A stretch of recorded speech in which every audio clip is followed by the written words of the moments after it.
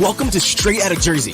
Today's podcast is brought to you by Ace Sunglasses. Go to acesunglasses.com.au to purchase some of the best shades around. Use promo code MRG30 and receive 30% off selected brands. That's Ace Sunglasses, the shades of true champions. Powered by the Zapata brand studio. Straight Outta Jersey with Jersey Jay-Z and the freak of New York, Gregg Valentino.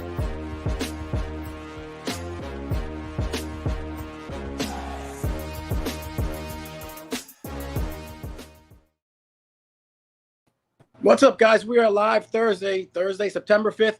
I got Gregg Valentino and a special guest from Serious and Silliness Bodybuilding, my boy from Jersey, John Livia. How you doing, John?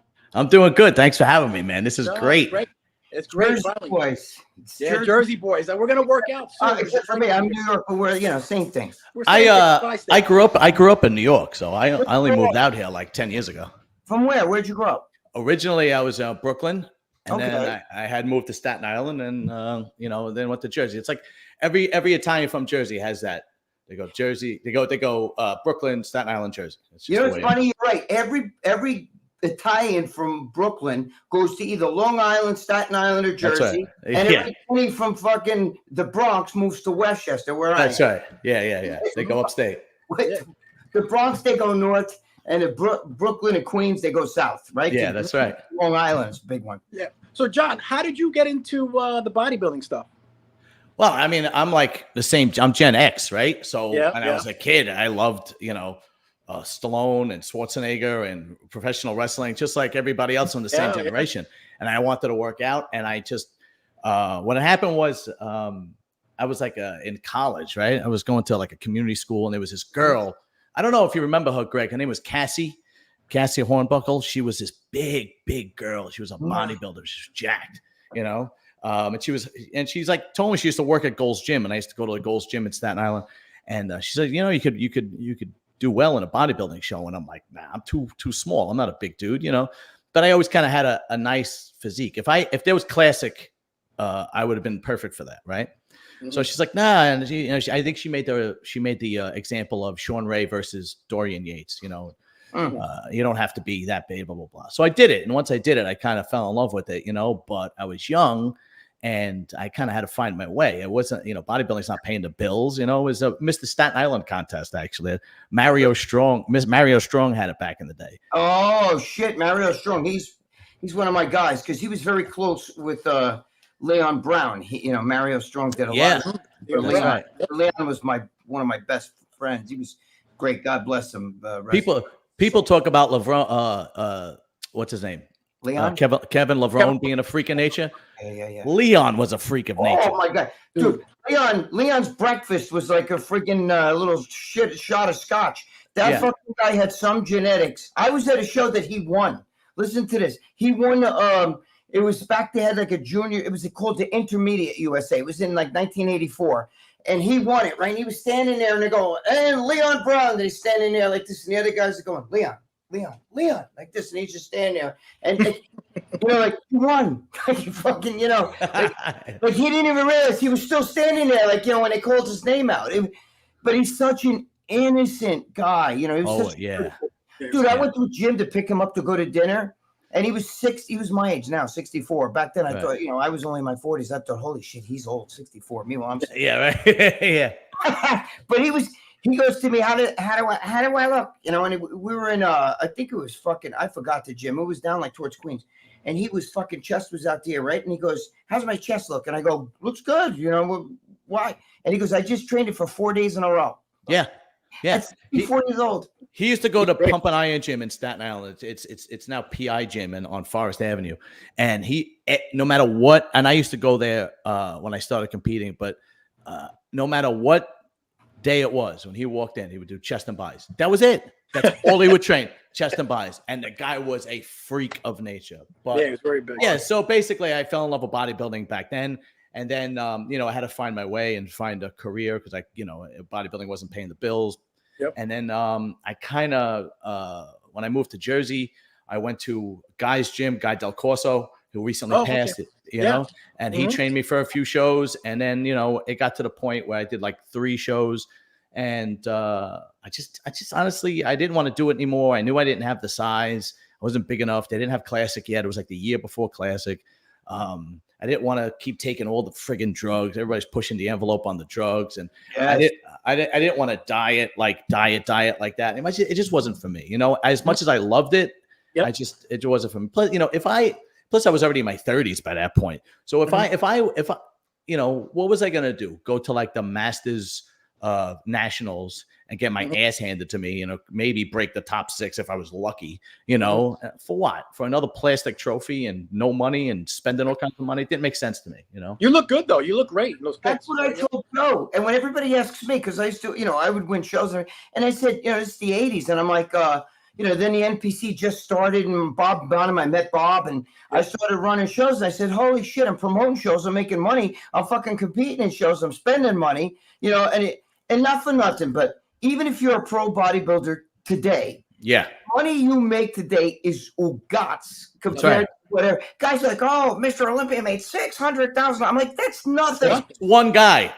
And that's one guy. But if it wasn't for social media, that's right, personal training and selling drugs, those 3 things, you know what I mean? Right. Bodybuilders don't make that, but there's no money in this sport. One of the things that bothers me is when you get to the Masters level, and there are guys that have been trying so hard to turn pro, and they're still pushing it. They're in their 30s, they're in their 40s, and like it's like, dude, fucking, you're making your life just go by you for a dream that's never gonna happen. You know, just give it up. Like, decide. You gotta.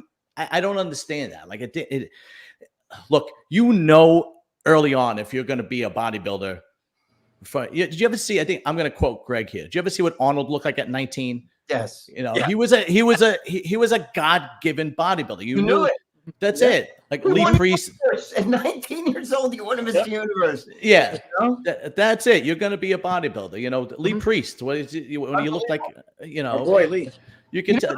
John, you know what I think it is too? These fucking people today, you don't realize you win a master show. You think, okay, now they're giving out pro cards like this. Here you go. Get a pro card. Yeah. You know? If you win a master show, that doesn't mean, to me, you should only be able to compete in masters, you know, class in master. That doesn't mean, that's like the backdoor way of getting a pro card. But the other thing is too, you know why everybody wants their pro card? So they can put it on their social media. IFBB Pro, Joe Matarazzi. You know what I'm saying? And it means nothing. You know what I'm saying? True. That's true. That's why you have that. It's just a money grab. Bob Ciccarello said the same thing. I interviewed Bob. It was great.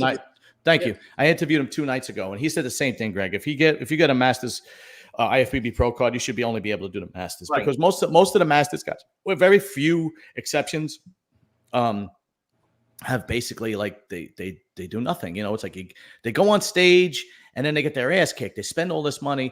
There's exceptions to the rule. Don't get me wrong. Like, you know, like Phil Clahar was an exception to the rule. He turned pro at 42 and he was a dominant open bodybuilder, right? But for the most part, there are guys. There's still a guy that I grew up with, Anthony, and he loves bodybuilding, and he got his pro card, and he's done the New York Pro, and he did the Chicago Pro, and he gets his ass kicked every time. I'm like, yeah, well, I don't get it. You're spending all this money. I don't know, whatever. I'm sorry. I don't mean to hurt anybody out there's feelings. But if we're way past that. If you're 41 fucking years old and you're competing in a Masters, never. To me, the Masters should be somebody that's like fucking 60 years old. I mean, Masters. You think of Masters. Yeah, you know, at 40 years old, there's still baseball players that are playing at 40 years old. You're not a fucking master. You know, that's still a backdoor fucking way of trying to get a pro card, in my opinion. Yeah, and if you get a pro card in men's physique, you could still move up in the pros. And like I mean, to his credit, he did it right. Stanimal got a pro card in men's physique, and he then moved up to classic, and now he's doing open.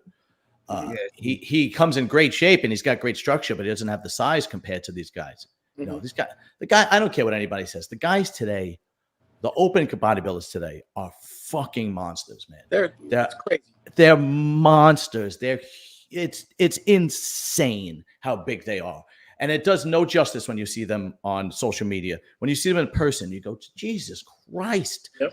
The first time I saw Akeem Williams in person, I was like, he looks like a building. Yes. They weren't that big when we were this young. They were. Well, John, listen, if you want to get technical, has the human being evolved since the early 2000s when Lee Priest was 198? Fucking, I mean, Lee Labrada was 192. Sean Ray was 198. Those guys were all under. Today, they started a 202 class. Nobody can reach that class anymore because even the little guys are now 212 and above. That's right. That's right. And has the human being evolved that much in 20 years? Or do you think that maybe the Babanya, they're getting a little crazy with the shit today? I think I think they're pushing the envelope. I think it's a lot of growth in insulin. And I think other things have advanced. I think training has advanced. I think eating has advanced. And I think they're but they used to push the envelope with the drugs back then too. But I think it's more growth in insulin now than ever. Yeah. Yeah. You know, you think it's the machines too? They got better machines now. Well, I think it's free weights are always going to be the best, the best way. But I mean, I honestly think because I think you also got a lot of knowledge that goes around. For as long as you're willing to spend the money, I can go get Chris Aceto to go train me to do a master show if I'm willing to spend the money, right? Yep. And or George Farah or any one of these guys who have so much knowledge. When I was competing, I had the guy and I had. Ronnie Brown actually would help me, Leon's cousin. Wow. Yeah. Leon's cousin? The cop? The cop, the detective. I used to promote shows in the NPC. Yeah. If you ever see him, talk to him. He used to win all my shows every year when he was a natural. He had some I didn't know him and Leon were cousins, though. I know Ronnie really well. I remember when he first got the job as a cop in like 91, 92. Yeah. Holy that's shit. that's the first time I ever met Dave Palumbo was through Ronnie Brown. Oh shit! Yeah, because Ronnie used to get everything from Dave back in the day. Oh, and, he never sold anything in his life. How dare that's right. Sorry. Yeah, sorry. I didn't. Yeah, sorry. I didn't mean that. According to Lee Priest, nothing real. Anyway, So we went to a seminar, and this is a funny story. I remember I was using I was in my early 20s. I didn't know what I was doing. We didn't have social media. All we had was that fucking book. Remember that book? Oh yeah. What was it? Underground. Yeah, the Underground Steroid Handbook. What was it? The Underground Steroid Handbook. It was something like that. It was like a black and white or gray cover, and he just passed it around the gym. Yeah, for the Babanya. That was written by two people. Okay, that was written by what's his name, Dan Duchesne and Mike Zumpano. Okay. Yeah, I don't think I don't remember, but there was another one that what's his name wrote. The guy who used to have, I think it was Bill what Phillips? was it? That's it. It was the Bill Phillips book. That was called oh fuck, I know what you're Joe, wait there. I don't see any comments. I remember I don't know what it is. No, I don't see the comments. We're live. I don't see any comments. Yeah, we're live. I don't see the comments. I don't know. Nobody gives a shit. No, there's usually a whole shitload. I don't know what the hell. Yeah, I don't know what's going on. I gotta check it out. He sees them. We don't see him. Yeah, because I was going to say, usually the guys in the fucking comments will tell you. I need a book in my head, but I can't say the name. I forgot the name of it. I forgot the name. The Underground Handbook. I don't remember what it does. Doesn't matter. And I remember, I was using Sustanon and Deca, and it was the old school Russian sus. Remember it was like it came out in this little pop out. Remember the pop outs? Yeah. It looked like one of those lollipop roll ups. I don't know if you remember. Greg sold them. I'm actually getting an erection. Keep talking. I love those things. It probably came from you. But I was using 250 milligrams a week, and I was 22 or 21, whatever it was. And after 3 or 4 weeks, my Komasukama wasn't working anymore. I was like, what the fuck is going on? Really? Right? So I was panicking. So I go to the seminar with Ronnie Brown and another friend of ours. I forget his name. And Dave explained it to me. He goes, you're doing very, very little testosterone. Your natural testosterone shutting down, and you're working on this a little bit. And I go like this, I swear to God. And I go, so how much should I do? And he goes, I don't know, 1,000. I went, oh, okay. I'm a little off. but he was right. I would do 3 ampules in one delt and 3 ampules in the other. Jesus Christ. Man. I loved it. Well, I was a drug dealer, so I had it like that. Yeah. But I used to love them strips. I'd pop that out and kiss the little ampule a few times. Oh, shit. So then, John, you got into podcasting mostly around bodybuilding. Well, what happened was I didn't want to have a bodybuilding podcast. I wanted to have a variety show because you had guys on. I saw Larry Mazza, right? Yeah, but what happened was after some time I just split the podcast because variety shows don't do well on YouTube unless you are like a celebrity yourself, you know? Yes. But, you know, so like Joe Rogan could talk to this glass and he's going to get views, right? It doesn't matter. He's going to get 2 million views. But the algorithm is not set up that way for YouTube. So what I did was I separated both podcasts about a year and a half ago, something like that. Yeah. And I made one strictly bodybuilding and the other one was Mafia, bikers, porno stars, things like that. Yeah. People don't fit well. And ever since I did that, both of them are growing dramatically. That's exactly what you have to do. Dramatically for me. And anyway, not dramatically for, well, what are you getting the most views on, you think? What are you getting the most the porno stars. Oh, my God. I interviewed Ginger Lynn. Remember Ginger Lynn, Greg? Yeah, I do remember Ginger Lynn. I interviewed Ginger Lynn. I looked this morning. It keeps going up. I got 216,000 views on that interview. Because she talked about Ron Jeremy. She talked about John Holmes. And she talked about the celebrities she slept with. You know, she was an open book, you know. Let me ask a question about her, John. Did you have to, because a lot of these people now today want you to pay them. Did you the only people that want to get paid, and this is the God's honest truth, are the former Mafia guys. That's true. Everybody else has no problem coming on like for free. Like everybody else, the gangsters want to get paid. The old gangsters want to get paid, right? Isn't that funny? But the bodybuilders never want to get paid. The porno stars never want to get paid. How I got Ginger to come on was I went to the every year in Jersey. There's the Exotica, the porn convention in Raritan, New Jersey. So I go there and I just chase down like popular porno stars, and they're like, "Yeah, I'll come on, no problem." And I had Sarah J. I had Dan. I had a bunch of them, a couple of new ones that you wouldn't know, Gigi Dior, but Ginger Lynn by far was like the biggest.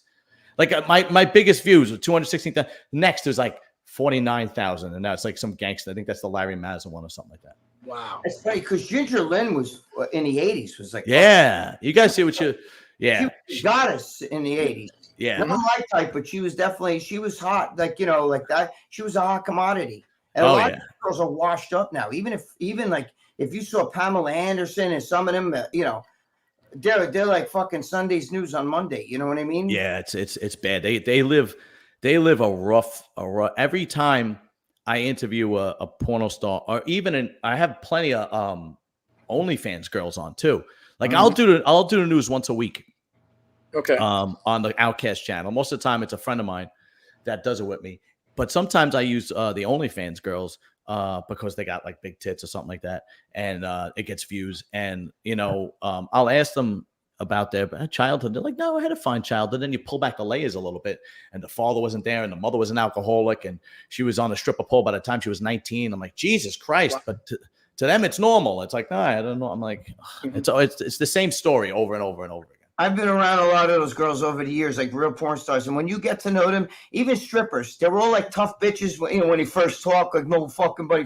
And then by the time you get to know, my mother never loved me.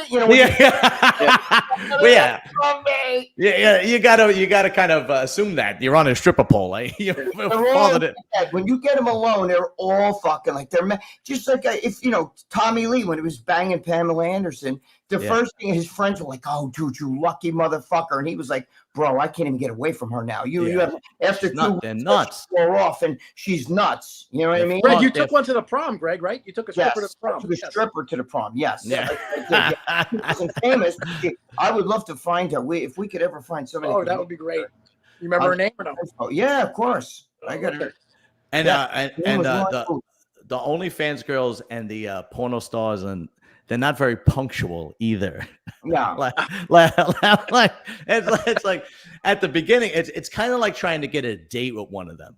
Like, and when you ask them out, they're like, "Oh yeah, that would be great." At that second, at that moment, it sounds interesting to them. An hour later, it's completely forgotten about. They don't even. You know how many times I they cancel on me or whatever, or they don't show up.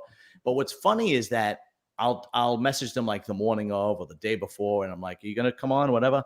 And they don't just say, oh, I forgot, or I have something to do. Could we reschedule it? They give me this outlandish, crazy, over-the-top excuse. My son was in the hospital and I got hit by a bus and, my leg is broken and my ex-boyfriend came and punched me in the face and I can't fucking make it. And I'm like, Jesus Christ, just say you forgot. Holy shit. You know why? Because they don't have any. This world is fucked with all this shit. All this OnlyFans and people. Nobody wants to work. They just figure every girl's like, oh, I want to be an influencer. Influencer, yeah. You could be the fucking girl. Even if I was a chick, if you have even remotely average looks, you're just okay looking. Just dress slinky. Put a fucking camera on. Start taking pictures of yourself. Side views. That's it.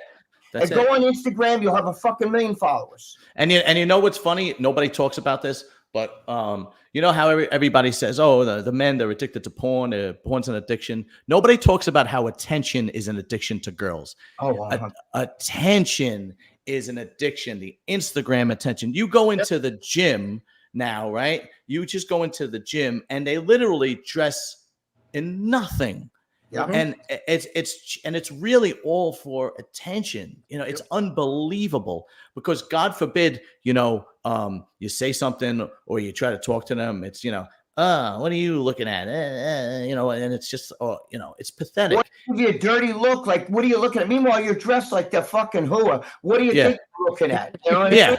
Right. It's unbelievable. Box right through the fucking thing there. I see a little box down there. You get so tight, but you don't want me looking, Have any of them got any controversial with you on the show? I know any of them got back and forth with you. No, anytime I interview somebody, I'm always very respectful. Whether I pay for them to come on or whether they come on, I'm always very respectful because most of the time when I have an OnlyFans girl on, if it's an OnlyFans girl, I make it very lighthearted and very funny and because nothing serious is going to come from that, right?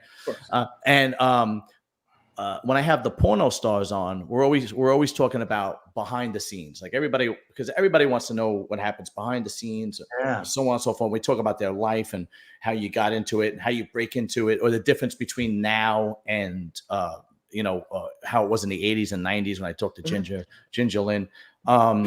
That's basically the only person I was ever disrespectful to when I interviewed them was Marc Lobliner. That was in 4 years of me podcasting, he was the only guy I was ever disrespectful to, and that's because I just don't like him.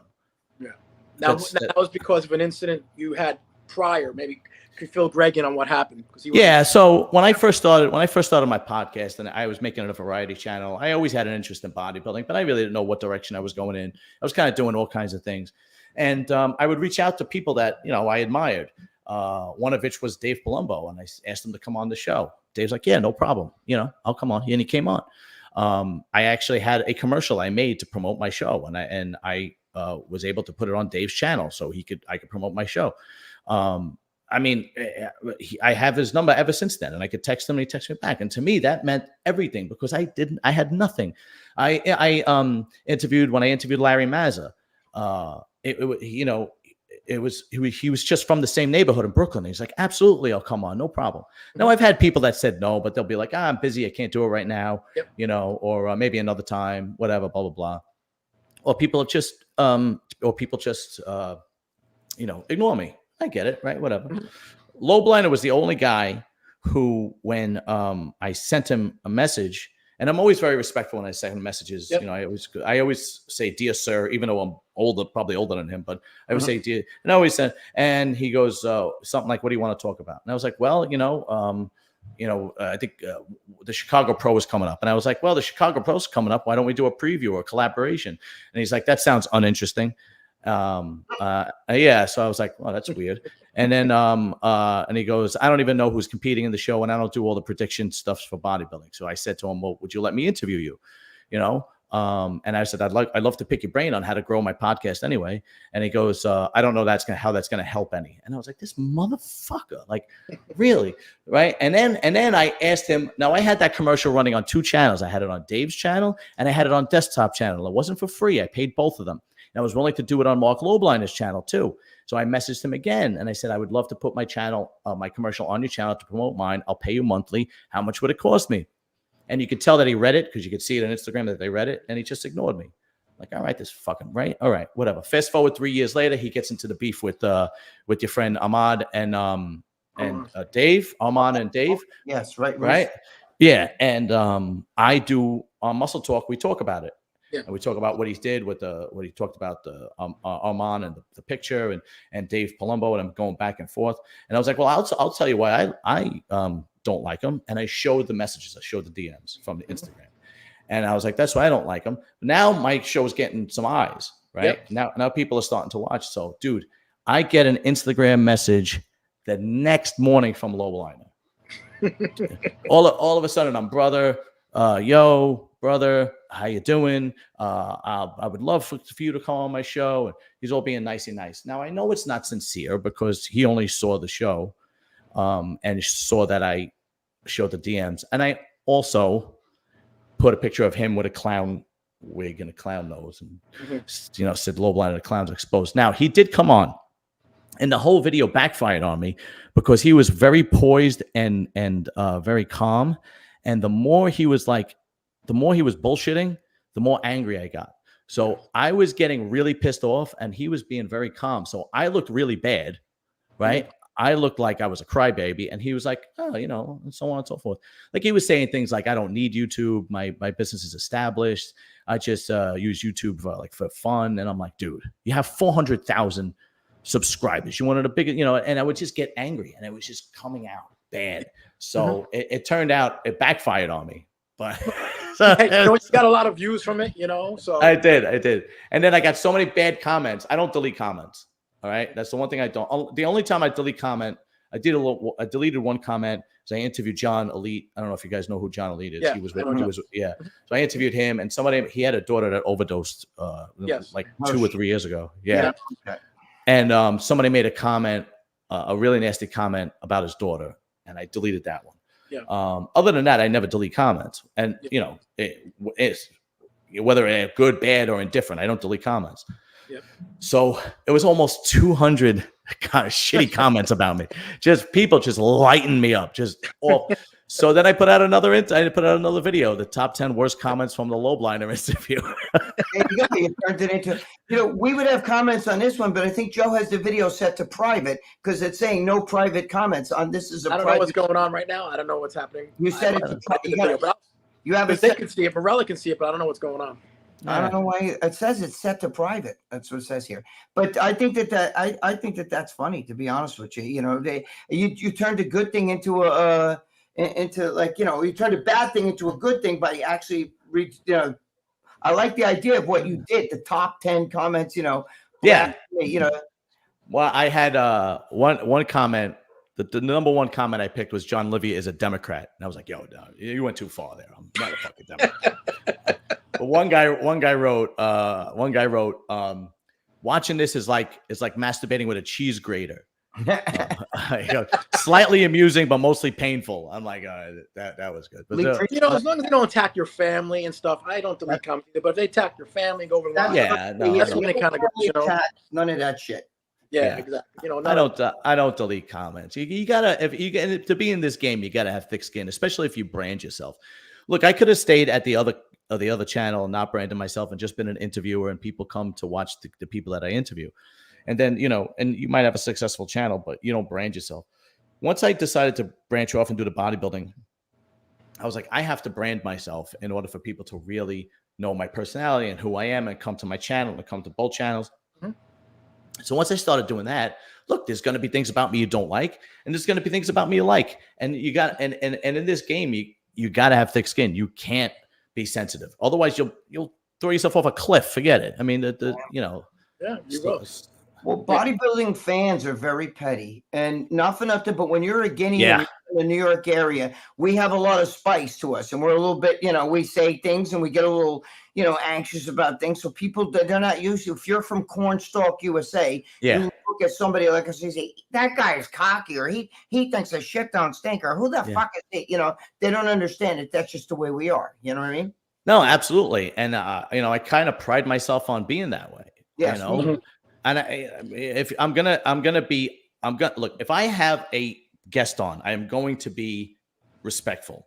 But if you're going to ask my opinion on something, I do something similar to Ask Dave. I call it Anabolic Academy, and people ask questions and I answer them, right?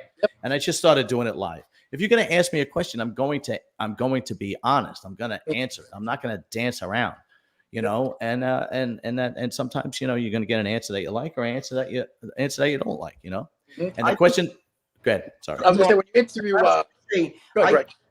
I'm sorry. I think that what you just said is actually a good thing, because what happens is if you do anabolic, if you want to talk about drugs and contest prep and all that kind of shit, you're going to get a lot of people love that. They want to ask you.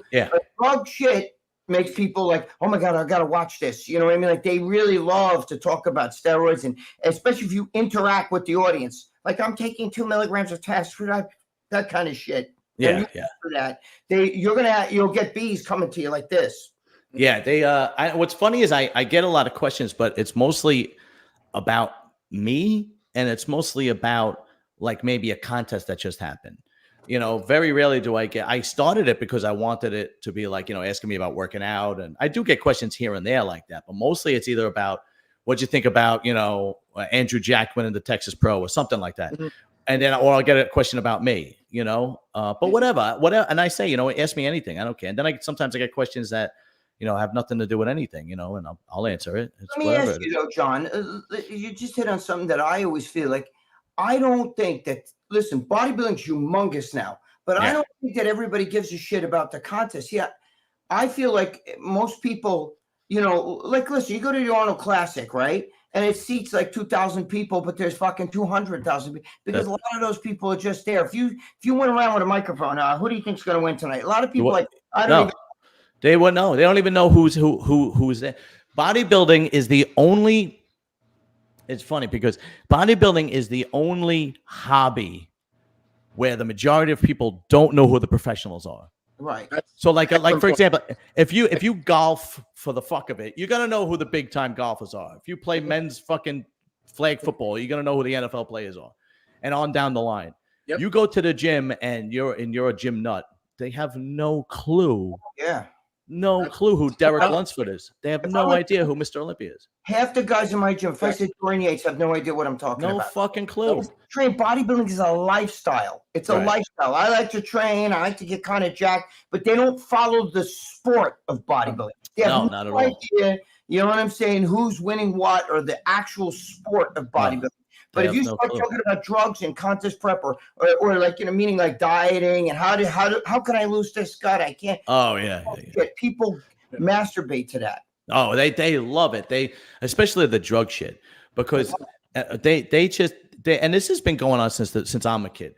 They just think that you take steroids and you just get big. That's it. They just think, I knew guys like recently too that would take testosterone or take tren or take deep, whatever, and they didn't go to the gym. And they'd be like, well, what the fuck are you taking it for? It's wasting money. I know. It blew me away. And they just think that, like, I love when they ask you this question. They'll see a picture of, like, I don't know, Kai Green or something like that. And they'll be like, how long do you think before I look like that? I'm like, never. You never. I mean, that's a ridiculous question, because they think, well, how much shit is he on? And right, that's the thing. What do you think he's taking? How do you think I'd look if I took that shit? The same shit you're taking. That's what, it's just, and I always use this analogy. I always go like this. Look, if I take guitar lessons for a year, can I be a decent guitar player? Probably. But am I going to be Jimi Hendrix? Never. Never. You're looking at the Jimi Hendrix of bodybuilding and you're comparing yourself to him. It's never going to happen. Exactly. Right. There's other factors involved. First of all, let me tell you something. It's got to be in your hands, even instruments. My son plays guitar. He got it from basically my grandfather played banjo and all sorts. But it's in his hands. I can't play. I took lessons. My mother made me take lessons when I was young. I took them for like 10 years. I can't play the guitar still at all. Nothing. Zero. Nada. Zippo. Yeah. It's something like even art. You can't teach somebody how to draw. You know what I'm saying? You got to have genetics and everything in bodybuilding. You can get a guy. I know we all know guys that take ton of shit, right? And you look at them in a gym and they look like maybe a little shaped fat or something like that. But you're like, they look like they don't do anything. They don't It's even unbelievable. look athletic. And they're taking the same shit you're taking, In the gym, I've noticed that there are two extremes. There are the people that take so much shit and you can't tell. And then there are the people that, you ever come across this, Greg? Because this drives me crazy. The people that want to take something, but they're scared shitless. Yes. Yeah, and they only want to take Anavar. Oh, I hate that. I tell them, first of all, you're not a girl. Second of all, you don't understand. It's a pill, and it may not fucking be toxic DHT wise, but it's definitely gonna fucking, after a while, fuck up your liver. But the other thing is too, you know what really kills me, John? Guys are pussies when they do this shit. Like, don't let my wife know. Can I keep it at your house? And I'm like, dude, you're afraid of your wife? Like, what do you think she's gonna do? Yeah, I have guys that can't do their own shots. You ever get that? Dude, that drives me crazy. Like, it's you just do your own shots for them, or like they got to come over your house. I'll tell you one better. Listen to this. I had a friend of mine, and he was a nice guy. He was a personal trainer. His name was Jay. I don't even know his fucking last name, so it doesn't matter. And he's taken 10 milligrams of Anavar a day. 10, right? Okay. So, and I told him, I was like, dude, you're wasting your time, whatever. But he's taking 10 milligrams. He calls me up. He goes, bro, I think I'm allergic to this Anavar. I got a rash. I'm real itchy. And I'm like, dude, you're not allergic to fucking Anavar. You're just bugging. You're just freaking the fuck out. And I actually said to him, I was like, you got Xbox? He goes, no. I was like, PlayStation? He goes, no. I was like, what about porn? Watch porn for an hour and call me back and let me know how you feel. Take your mind off of it. Don't think about it, right? So then he comes over my house. He goes, maybe I can come to your house and hang out with you for a little bit, and I could take you while I'm at your house so I'm not so nervous. I'm like, all right, if that's what you want to do. So he came to my house, and he took a 10 milligram Anavar pill, and he was hanging out playing with my dogs, blah, blah, blah. And I'm like, what do you like? Girls take 20 milligrams a day. You're a 200-pound personal trainer. It's just don't even bother. If you're that scared, don't do it. If you're that scared, don't do it. And at the opposite end of the spectrum, don't just there are guys that will just take anything and everything, just constant. It's like, dude, you're gonna kill yourself. Jesus Christ. You know what's funny? I had a friend who was fucked up on shit. He was an addict with everything, and he wanted to go on drugs. And his brother's like, no fucking way, you're not going on that shit, right? So he was like so adamant, I'm going to do it, but he didn't want to do the fucking injections. So his brother took, I think it was vitamin B, it was, what the fuck was it? It was one of them B vitamins that he fucking gave him. B12. And he told him, this is like fucking, it might have been B12 because I think he told him it was Winstrol.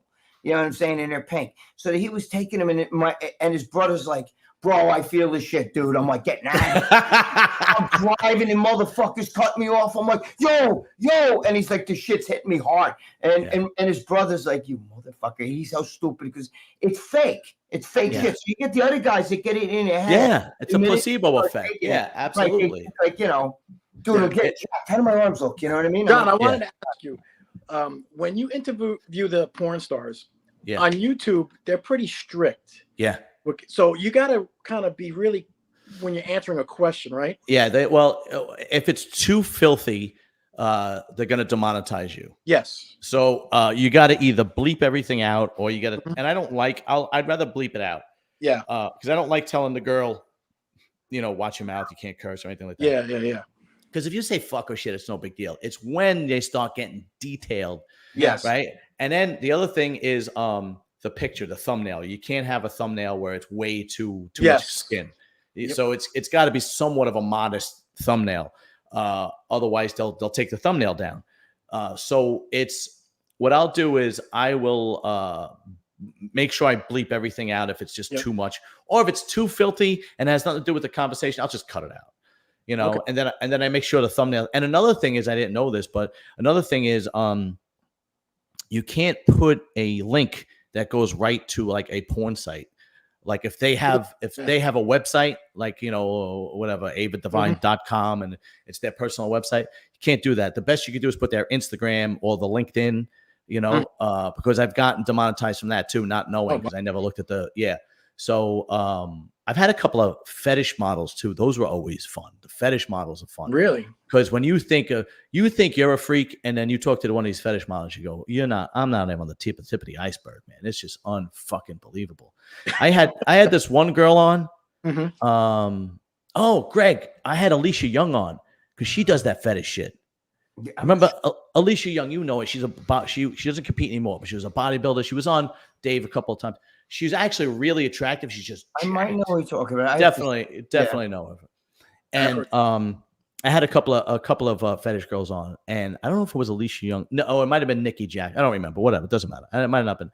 And they do ball busting where guys pay to get kicked in the balls from these girls with like high heel, and they pay a lot of money, and they just stand there and get kicked in the balls.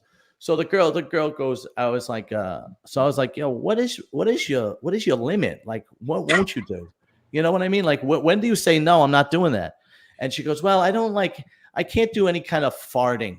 No fart. I can't do that. That's just embarrassing to me. So I said, you can't lay a fart, but kicking a guy in the balls for $1,000. That's fine. That's.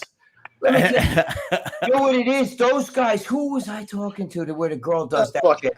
And she said her customers actually get fake balls put in because they've heard of been smushed and shit. They don't even let their own wives know. The wives just think, well, he's sterile. He got in an accident when he was young. But they get their balls. That's a big thing. Ball busting is insane. I've seen that. Crazy, dude. I don't know. And even the female bodybuilders that don't do fetish stuff, they get offers. Because they get DMs constantly. I don't remember which female bodybuilder I had on, but she actually had a guy offer to get a kitten and she had to be naked, get high heels, and then step on the kitten with your high heels until the kitten was dead. And he was going to pay her $5,000. And she's like, are you crazy? I'm not going to do that. No way. And he goes, I'll pay you $8,000. She goes, you can pay me $1 million. I'm not doing it.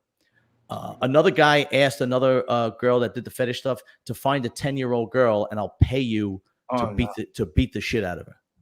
I would have him arrested. I'd say, yeah, let's do it. And I'm like, oh my God. And the thing is, here's the problem with these girls that go into this fetish stuff or the OnlyFans. It's a slippery slope. You know, you might go into it like, you know how, like when we were kids, they used to be like, weed is a gateway drug, right? Yeah. It's kind of true, right? You smoke weed and it justifies you for the next drug, right? Or even drinking, right? It's the same thing with adult entertainment. Like if you decide I'm just going to pose naked, and then a guy offers you, well, you know, I'll pay you $500 if you pose naked with and you know, masturbate. Yeah, okay, it's just masturbating, and then that justifies the next thing. Yep, nice. And then if you keep doing that, you'll go down this cycle of just degradation, of just doing worse and worse and worse things. And I mean, there's like when guys pee on you and you're ball busting or whatever the fuck it is, these guys, and they pay a lot of money. They pay thousands of dollars. This is insane. Dude, I would let Ariana Grande fart in my face, but I don't think I'd let her fucking step on my nuts, though. You know what I mean? Yeah, actually, that's a good, because I'm drinking a little bit of tequila right now. Yeah, so that's a good question.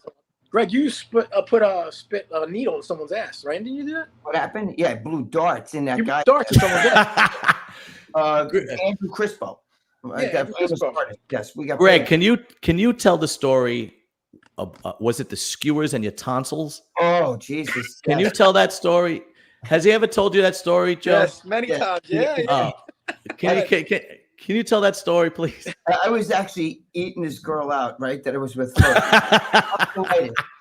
And my one tonsil exploded. There was blood everywhere, right? I had bubble gum. This girl's on my Facebook page. She's still, you know, her, I don't want to say her name, but I'm still friends with her. And this happened a very, very, very, very long time ago. And my one tonsil blew up and exploded, but the other tonsil still didn't do it, right? I was eating her box, right? There was blood everywhere. So that night I was working at the strip club where I met that girl.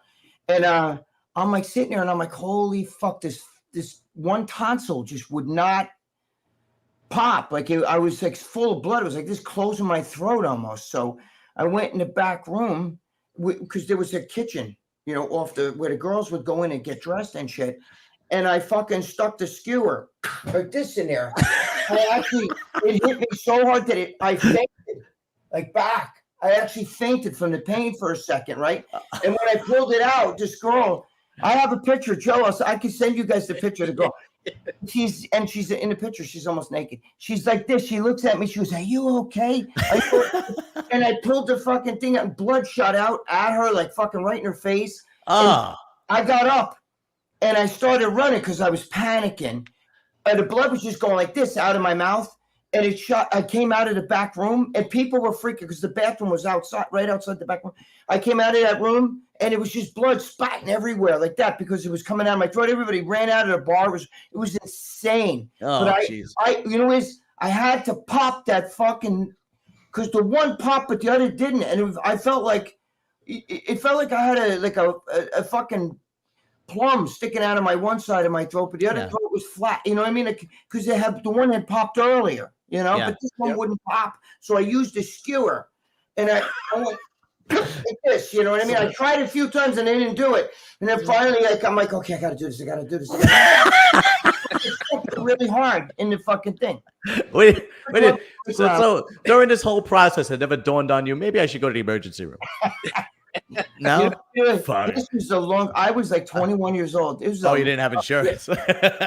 Well, no, it wasn't that. It was just that you don't think of those things. Back then, I was like, yeah, fuck. Because the one popped on its own, right? So I was like, why is this other one here? I'm sticking my finger down my throat, almost throwing up. But when I stuck the skewer down there, I was puking blood. Blood was like fucking, I vomited and blood just shot everywhere. I can show you the fucking girl, the club, everything. What club was it? I have a picture. What's that? What club was it? Is it still open? I doubt it. No. It's called the Lake Lounge. Any people from Westchester, you remember that?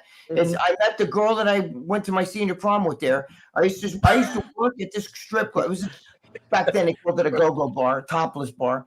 So it was called the Lake Lounge. It was in Mayapack, New York. I used to work there when I was 18 years old. I was going to high school during the day, and I would go work at night till 3 a.m. there. And I would bring those girls around, you know, and they were all young and runaways and shit, you know. Yeah. And I got pictures. I'll show you plenty of pictures of me with these topless chicks and shit. And I was young, you know. And one of them I took to my senior prom. That's Her name was hilarious. Lauren Booth. She was from Springfield, Massachusetts, and Framingham, Massachusetts. Springfield, Massachusetts. I interviewed Anthony Arliata. He was the former boss of Springfield, Massachusetts. Oh shit! Yeah. For a long time, I don't know if they still do, but for a long time, the Genovese crime family had a stronghold, and they would have one captain that would represent them in Springfield, Massachusetts, and he was that guy. And of course, he went to prison and turned state's evidence and the whole thing. But it was a great interview. Do you know Chris Griffin? He's a bodybuilder. He's a great guy. He got me actually a movie role. I did a movie up in Boston. That what was that movie called again? Oh fuck! I just forgot it. You know, I just put the piece of the movie on my Instagram recently. Remember, Joe? I put I saw you put a piece. He got beat up with a bat. Anyway, Chris Griffin, he's got a lot of those mafia ties. He knows all those fucking. Yeah. You know a lot of them personally, John. You know a lot. I know a lot of them. That's honestly, no. Because now, when I was a kid, my father, his partner was this guy named Scappy. He was a captain in the Colombo crime family, but that was during the 80s when it was really strong. But now there's Scarpa. I think he was with Scarpa, Greg Scarpa. Yeah. Well, he was Scarpa's boss. Yeah, he was Scarpa. Yeah, he was Greg Scarpa's boss. Rat, you know that, right? For years. He was a huge rat. For years and years and years. Yeah. And, John, it's funny you say this because, John, I always talk about this. You got guys like Sammy the Bull Gravano sitting there telling stories. We went in the back room and Johnny B came over here with Billy Babs. He stuck him 3 times. Then we cut his fucking head. We stuck him in a sock. And I'm like, you're talking about this, you motherfucker. And you're making money. Okay? Yeah. And there's family members from these people maybe watching. Yes. And you're talking about how you fucking stabbed him 30 times. You shot him. You know what I mean? And you did all this shit. You buried his body in some landfill. The way you degraded the fucking guy and his family. To me, you should not be able to make money talking about that. Any you fuckers make should go to the fucking people. A fucking leopard doesn't change his spots, man. Right. Sammy the Bull is a thug through and through. That's it. I don't think he has any remorse whatsoever for the things that he did. Now, I will say, I think a guy like Michael Franchese does. I do believe that he changed his life. Yeah. Well, even Larry too. Even Larry Mazza. Larry Mazza does not have his own podcast. He comes on my channel. He doesn't want to get paid. He's been on my channel plenty of times. He never talks about the people that he hurt or killed outside the war. During the war, because his justification for killing during the war was kill or be killed, right? That's his justification. And I get it, right? But he never talks about the guys outside of that, like when he made his bones with Greg Scarpa, right? But he'll talk about, plus that's what he got arrested on. So you're allowed to talk about it, right? Once you do your time and whatnot. He got arrested, and what I'm saying is, you're talking about a guy who hated rats. If you fucking rat, I'll kill you. Not only were you a rat, now you're fucking telling these stories and glorifying them. And just like you're bringing names up. You hear him talk about.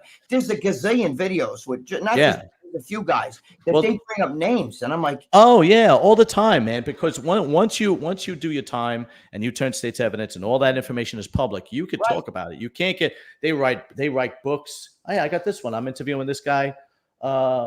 Gene Borello. I had him on, but now I'm having the author on, and this guy Gene was a nut job, but I've had him on, and now I have the author coming on, right?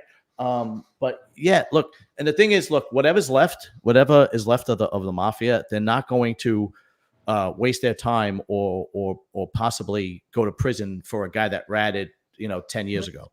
Right. And from what I understand, a little bit that I know, from what I understand.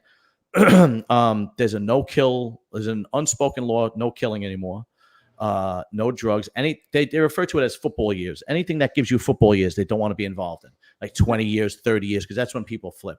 So a majority of them have like legitimate businesses. They might do like loan sharking on the side or bookmaking, or maybe they'll do some kind of scamming, like insurance scam or internet scam or something like that. But they do not want to be invested in any kind of murder. Or drugs or anything like that, and it's what's left is very, very small, and the majority of the average age guy that's involved in organized crime today is like 50. There's not too many young guys left. No, there really isn't. And in Jersey, it's even worse. There's almost nothing left in New Jersey, from what I understand. Yeah, it's pretty. But you don't know what to believe, because when you watch like that John Alite guy. When you see him, I've seen stories on him and stuff and it's very interesting. But then you watch Gotti Jr. come on, and he's like, everything he says is fucking bullshit, and everything he said is bullshit. That you don't know what to fucking believe. Well, you could. I mean, John Alite was a legitimate fucking badass, and those guys, John Alite, Larry Mazza, Arleada. Who else have I had? Yeah, I don't know. It's public knowledge. You could look it up.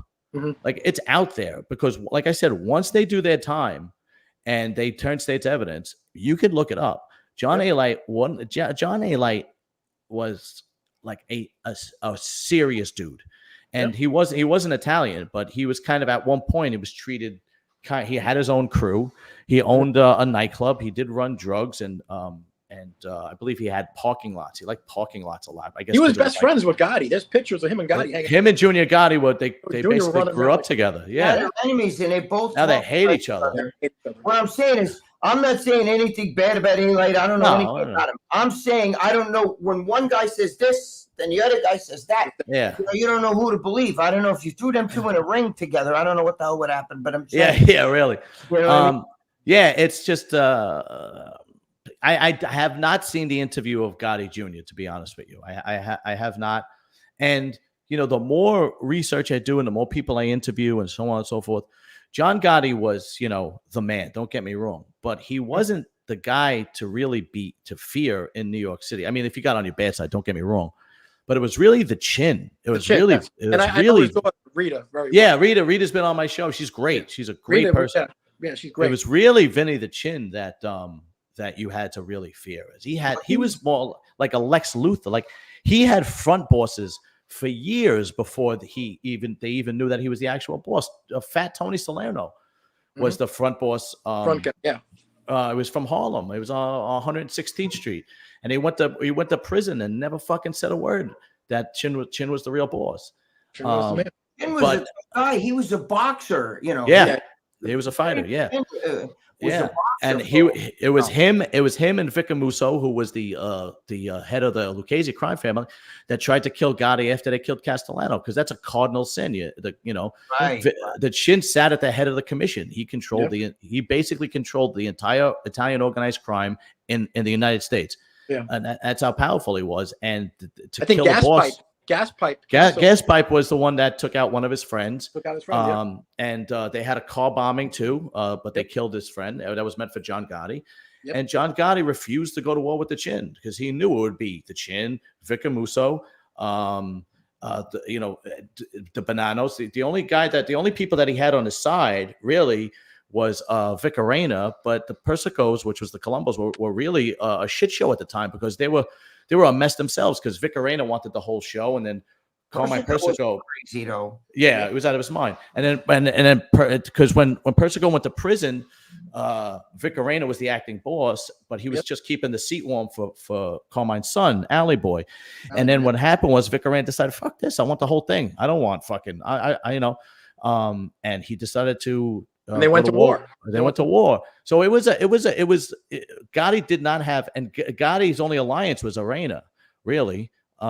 So he knew that if he went to war with the Chin, he would rather have just like sit down and talk it out and so on and so forth, which from what I understand is what he did. But he said it. He goes, they killed his best friend. They tried twice. The Chico, Frank Chico. Yeah, and he refused to go to the war with the Chin, which should tell you something, man. I mean, that should tell you something right there, that the Chin was the guy to fear, period. That's it. I met Junior Gotti in a strip club in Scores, actually. One of my friends who I was in with him and his crew, and he introduced me. And when you're around those guys, I always told Joe, when I met that guy, you get this. Yeah. They have a different vibe to them, different energy. Very serious. Yeah. They look at you. You know what I said to Joe? I told Joe, you ever go in a room with his dogs, like pit bulls and shit, and they just stare at you, and you're like, I actually feel that pit bull's ready to jump on me. You know what I mean? Yeah. Because these guys, they all sit there, even though you're friendly with them and you're like, how you doing? They look at you and they just do this. Yeah. Like the legit guys back in the 70s, 80s, 90s, it was like, there were guys that there was psychopaths, and John Elite was one of them, man. John Elite told me, I first met him. I went on his podcast. He had a podcast with Michael, who was the corrupt cop. They had the documentary about him. Mike, Dowd. Yeah, they had a podcast together. Michael Dowd and John Elite. One of them is really good friends with Joe. Yeah. And I went on their podcast. I started my podcast, and Larry Mazza had a friend, this guy Matt knew John because they shared the same studio, and they hooked me up, and I'll forever be grateful for that. And they let me come on the show and promote my show and whatnot. And then afterwards, I went to dinner. It was me, a friend of mine, and I had to go to Florida to do this because they were working out of I think Boca Raton. So it was me, my friend Mark, John, and Michael. We went to dinner together, and John told me this story while we were eating dinner, right? And he was just, hanging out, having a drink and eating dinner. And he said there was this one time where he was supposed to kill somebody for Gotti, and they were supposed to do it right in front of this guy's house. And I don't know what the reason was or whatever, but if those guys tell you to do it, you had no choice. You were doing it. So he had his friend's Corvette, and they had the license plate covered up, and it was snowing out. It was a winter day, and the guy comes out of the house, and he gets out of the car, and he whatever, he had like 9 or 10 shots in the clip. He unloads the clip in him, right? Mm-hmm. So now he wants to make sure that the job is done. So he takes out, the guy falls face first into the snow, right? So now he takes out a knife, and he's going to slit the guy's throat. And a neighbor comes out, and he starts screaming and yelling, and he points the gun at the neighbor, but he has no bullets left. And he's like, go back in your fucking house. So the guy goes in his house, and he's like, we got to get out of here, because he knows the neighbor's going to call the cops. And he already put 9 or 10 shots in the guy, right? And they get out of there. the guy lived because when he went face first into the snow actually held blood. Yeah, exactly. Held the blood from leaving in. By the time the ambulance got there, the guy actually lived. Wow. And if that guy didn't come out of his house, he would have fucking slit his throat. The guy would have been dead. And I'm like, wow. Jesus Christ. And I'm eating like salsa and chips while he's telling me this. You know, it's funny. I think I saw the story on John A. Light. It was a really good story. Something about it was on one of those channels. It was where he went to like I shouldn't be alive, or I was locked up abroad, or something. I think he did 2 years in Brazil. Yeah, that's the one, right? He did 2 years in Brazil, dude. Made him walk on broken glass and shit. Yeah, fucking done it. Yeah, that was good. I like that. He went on the run, and they caught him in Brazil, and he did 2 years in jail in Brazil, where there was no toilet. There'd be a hole in the ground, so you had to pee and shit in the toilet. You were locked in a cell with like 4 or 5 guys. It was, there wasn't mandatory showers.